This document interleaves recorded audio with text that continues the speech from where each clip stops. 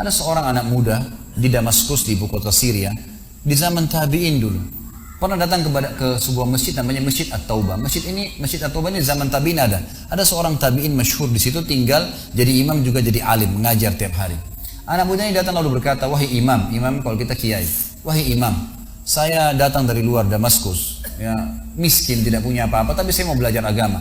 Boleh nggak saya numpang tinggal di masjid bersama anda? Saya bantu-bantu lalu saya hidup bersama anda, maksudnya makan minum bersama anda."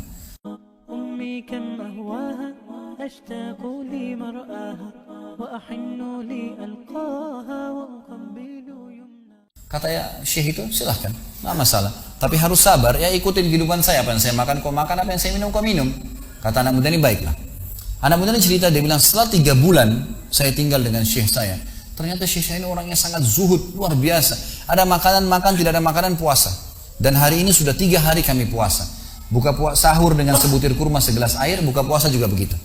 Tapi ini sudah hari ketiga, syekh saya masih kuat, saya sudah tidak kuat lagi, dia bilang. Saking tidak kuatnya saya bungkukkan punggung saya, menekan perut saya supaya lapar saya hilang. Dalam keadaan begitu, syaitan datang menggacaukan pikiran saya sambil berkata, "Wahai anak muda," di benak saya terlintas, "sekarang sudah halal buat kau mencuri makanan. Kalau kau tidak curi makanan, kau mau makan dari mana? Akan mati kelaparan. Minta sama gurumu nggak punya. Minta-minta sama orang, gurumu larang minta-minta sama orang. Sekarang kau curi makanan sepotong roti, yang penting tidak mati kelaparan." Dia bilang dalam kondisi saya berkecamuk pikiran syaitan begitu, saya berpikir mencuri makanan di rumah di sebelah masjid. Zaman dulu teman-teman sekalian, dinding masjid tidak seperti kita sekarang ada tembok. Jadi zaman dulu tuh bisa dari tanah liat, atau kalau mau kuat, batang kurma ditebang atasnya, ditebang akarnya, ditancapin, lalu didempet-dempetin. Jadi dinding yang kuat. Dan rumah orang sama masjid berdempetan dindingnya. Dia naiklah, dinding masjid dari belakang masjid, dia naik mau mencuri makanan. Di rumah yang pertama dia mau masuk mencuri di sebelah masjid, itu dia lihat ada 3 perempuan yang tidak tutup auratnya. Lagi nunun kulit domba. Dia alihkan pandangannya karena dia tahu yang bukan mahramnya haram untuk melihatnya. Dan itu bukan tujuannya, dia ingin cari makanan. Dia pindah ke rumah kedua. Waktu dia pindah ke rumah kedua, dia lihat dari atas rumah, karena pakai pelapa-pelapa kurma, jadi kelihatan nggak ada orang, tapi ada bau masakan. Kena laparnya, dia turun ke dalam, dia masuk ke dapur, ditemukan ada panci yang lagi dipakai masak dengan kayu bakar. Di dalamnya ada, waktu dia buka, air yang sedang direbus 2 buah terong yang sudah matang. Karena lapar sekali, diambil sama dia terong 1 lalu digigit. Sementara dia punya, teman-teman sekalian, dia bilang, dia ceritakan dirinya, waktu saya sebentar punya dan sangat lapar, saya sudah buru-buru ingin menelannya, tapi tiba-tiba muncul ketakwaan saya pada Allah, muncul ketakutan saya pada Allah, kepatuhan saya sama Allah. Lalu saya berkata dengan diri saya, subhanallah, syaitan berhasil membuat saya melakukan 3 dosa sekaligus. Yang pertama, masuk rumah orang tanpa izin, dosa. Yang kedua, mencuri, mengambil terong itu. Dan yang ketiga, saya sedang memakan makanan yang haram. 3 dosa sekaligus. Maka dia bilang, tidak mungkin Allah membuat saya mati kelaparan karena meninggalkan yang haram. Karena Nabinya Muhammad SAW sudah bersabda, "Man taraka sya'ni la abdalahu khairan min." Siapa yang meninggalkan sesuatu karena Allah, Allah akan gantikan yang lebih baik darinya. Lalu saya lempar gumpalan makanan terong itu ke lantai dapur tersebut, lalu saya kembali ke masjid. Dan masih ada pengajian, saya tidak bisa tangkap apa yang sedang dibahas karena laparnya. Waktu bubar pengajian, dia bilang, guru saya duduk di kursinya, saya pun duduk di tiang salah satu masjid. Ada satu orang tua di belakang masjid. Lalu masuklah seorang wanita dari pintu masjid bercadar, berbicara dengan guru saya sambil guru saya menundukkan pandangannya. Setelah itu guru saya mengangkat kepalanya lalu melihat ke arah saya dan memanggil, "Kesinilah muridku." "Datanglah saya," kata anak muda ini. Lalu ditanya oleh guru saya, "Apa kau sudah menikah?" Dijawab oleh muridnya, "Belum." Lalu ditanya 2 kali, "Apa kau ingin menikah?" Dia tidak jawab. "Apa kau ingin menikah?" Tidak jawab. Sampai 3 kali, "Apa kau ingin menikah?" Dia tidak jawab. Lalu kata anak muda ini, "Wahai imam, wahai syekh, ya guru saya setelah Allah subhanahu wa ta'ala, hidup saya bergantung pada anda. Apa yang anda makan, saya makan. Apa yang anda minum, saya minum. Sekarang sudah 3 hari kita punya makanan dan minuman, puasa. Dan saya sangat lapar. Kalau saya nikah, saya mau beri makan dari mana istri saya?"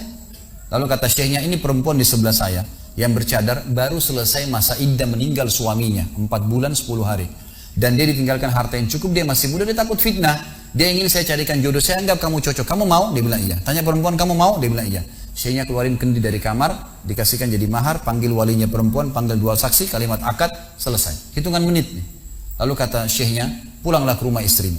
Saatnya sekarang kamu pulang, udah. Nanti kalau mau sholat, mau ibadah, silakan datang ke masjid. Sudah nggak perlu lagi numpang di masjid." Gitu. Pulanglah dia sama istrinya. Dia ceritain, "Di mana saya jalan sama istri saya masih malu-malu, baru nikah.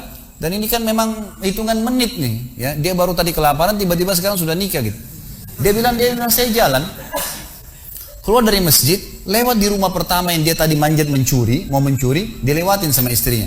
Begitu masuk, tiba di depan pintu rumah kedua yang dia manjat, gitu kan? Istrinya berhenti, buka pintu rumah lalu berkata, masuklah suamiku, ini rumah kita. Rumah yang tadi dia mencuri nih. Maka dia pun bilang, saya masuk ke ruang tamu, saya melihat di atas, ini benar rumah tadi yang saya masuk mencuri. Istrinya bilang, wahai suamiku, tadi saya dengar Anda sudah 3 hari nggak makan. Mau makan? Dia bilang, iya. Istrinya masuk ke dapur, ditemukan apa? Panci terbuka, terong yang sudah digigit. Ini kisah nyata nih. Tiba-tiba perempuan ini bilang, siapa yang makan terong saya? Spontan, teriak gitu kan. Pada saat dia teriak, maka si laki-laki ini mengucapkan kalimat begini. Ini dari saksi bahasan kita. Dia mengatakan, kesinilah istriku. Demi Allah begini ceritanya. Kronologisnya saya manjat, saya turun, saya lapar, saya makan. Dan demi Allah sebelum saya telan, karena saya takut sama Allah, saya lempar ke dapur, ke lantai dapurmu dan belum kering tuh. Gitu kan. Maka perempuan ini mengucapkan kalimat, saya berharap semua muslimah di belakang sana juga punya iman seperti ini. Kata para ulama, ucapan wanita ini perlu diukir dengan ukiran emas, karena menandakan iman yang luar biasa. Kata dia, wahai suamiku, engkau meninggalkan segumpal makanan haram. Allah jadikan makanan itu, pancinya, rumahnya, pemilik rumahnya jadi milikmu sekarang. Allah bukan hanya hilangkan laparnya, makanannya dikasih, pancinya, rumahnya, pemilik rumahnya sekarang jadi milik dia. Orang yang bertakwa kepada Allah diberikan jalan keluar, teman-teman sekalian. Jadi bertakwalah sama Allah, hanya patuh dan tunduk kepadanya. Semua yang baik di mata Allah, semua yang buruk juga di mata Allah SWT. Dan jangan pedulikan urusan dunia ini, jalankan sesuai dengan apa yang Allah SWT inginkan. Allahu a'lam. Mungkin sampai sini dulu. Mohon maaf.